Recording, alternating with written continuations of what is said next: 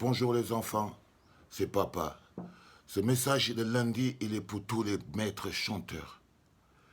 Si quelqu'un croit qu'il se lève de chez lui pour sauver le Cameroun, pour faire plaisir à Kamto, qu'il reste chez lui. Si quelqu'un croit que se lever, c'est pour faire plaisir à Kamto, qu'il reste chez lui. Vous ne pouvez pas ouvrir la porte du chantage, celle qui consisterait à affaiblir le président élu Maurice Kamto. Je trouve ça très malsain et très maladroit.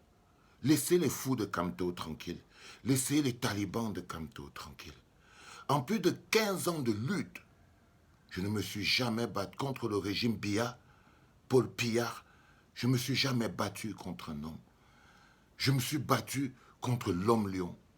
Je me suis battu contre le Nongi, le Sphinx, l'homme-dieu, et au final contre une photo. Je n'ai pas croisé un homme au Cameroun capable de tenir tête à l'homme-lion, le Nongi, le Sphinx, le dieu des hommes, et à une photo, avant que n'arrive Maurice Kamto. Je n'ai pas croisé un homme capable d'être solide, simplement parce qu'ils étaient trop des hommes et se battaient contre des dieux. Parce que Paul Biya, au Cameroun, est considéré comme un dieu. Et pour combattre un dieu, il faut un autre dieu. Croyez-moi. Croyez-moi. Et quand je vois des gens dire aujourd'hui, non, il ne faut pas, je ne sais pas ce qu'ils appellent vénérer Kamto, ça va faire que les gens ne se mobilisent pas autour. Vous vous mobilisez pour Kamto. Vous vous levez pour Kamto. Ces grands politiciens qui aujourd'hui disent que si les fous de Kamto que nous sommes, nous nous mobilisons derrière lui, nous aspirons même son énergie à lui pour être fort. S'ils pensent que non, on doit s'arrêter, ce n'est pas parce qu'on est arrivé à ce stade de la lutte. Si on est arrivé à ce stade de la lutte, c'est parce qu'on a cogné dur, les gars. Si on est arrivé à ce stade de la lutte, c'est parce qu'on a mené la lutte à armes égales. Parce que pour une fois, on a eu un chef qui nous a amenés à armes égales. Parce qu'on a pu secouer. Première remarque, petite remarque. Chaque fois que Kamto a dit quelque chose, c'était toujours à Tanganji. Il est où? Il menaçait Kamto avec la force de l'État. Il est où?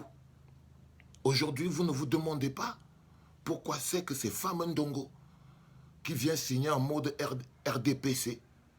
Maintenant, ce n'est plus l'État qui se bat contre Kamto, c'est le RDPC. C'est une victoire. Il est important que vous gardiez la lucidité. Je ne suis pas de ceux qui pensent qu'il faille élever les hommes au rang de Dieu. Mais je suis de ceux qui pensent qu'il faut que les hommes se mettent au niveau de la lutte qui est la leur. Donc, arrêtez le chantage. Arrêtez le chantage. Laissez les fous de Kamto tranquilles. Si après les gens ne se mobilisent pas, laissez tomber, que tout le monde meure. Parce que ce que vous faites aujourd'hui a pour but d'affaiblir Maurice Kamto. Mais c'est de lui dont le gouvernement a peur. Le gouvernement n'a pas peur de Nkwagne. Le gouvernement n'a pas peur de bébé Joufflu et Joshua aussi. Le gouvernement n'a pas peur de Njekam Djamani et tout ça. Parce que quand ces gens parlent, jamais le gouvernement ne réagit.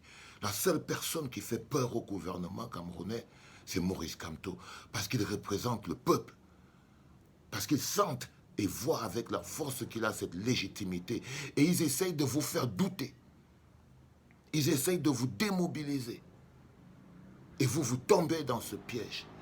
Ils vous amènent des concepts intellectuels du genre, non, les concepts, l'alternance et Kamto, les machins, trucs comme ça, que je ne partage pas fondamentalement, mais qui existent. Mais qui existent. Il y a des gens de RDPC, ils sont des biaïstes. Ils sont des biaïstes. Ils ont même créé un culte. On ne lutte pas avec des gens comme ça, sans avoir la même force. Donc, Il faut faire la différence entre le moment où on est dans la lutte et le moment où on est dans la reconstruction. Pour le moment, on est dans la lutte.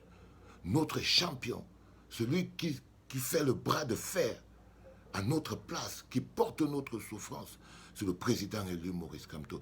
Celui qui symbolise notre soif de liberté, notre fer, le fer de notre lance, c'est Maurice Kamto.